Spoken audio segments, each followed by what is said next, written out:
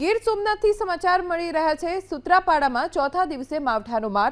છેલ્લા 24 કલાકમાં 7 ઇંચ વરસાદ સૂત્રાપાડામાં ખાબક્યો।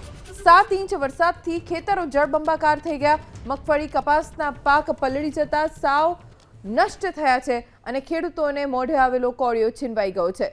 જગતનો તાત પરેશાન થઈ ગયો આ કમોસમી વરસાદના કારણે, કેમ કે આકાશમાંથી સતત આફત વરસતી રહી અને ખેડૂતોના પાકને બરબાદ કરતી રહી। મગફળી કપાસ જેવા પાક જે સાવ પલળી જતા ફેલ થઈ ગયા છે।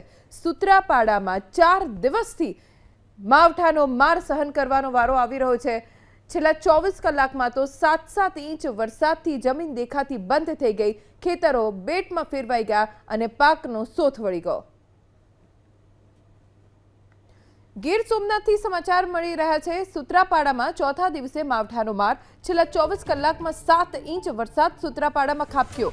7 ઇંચ વરસાદથી ખેતરો જળબંબાકાર થઈ ગયા। મગફળી કપાસના પાક પલળી જતા સાવ નષ્ટ થયા છે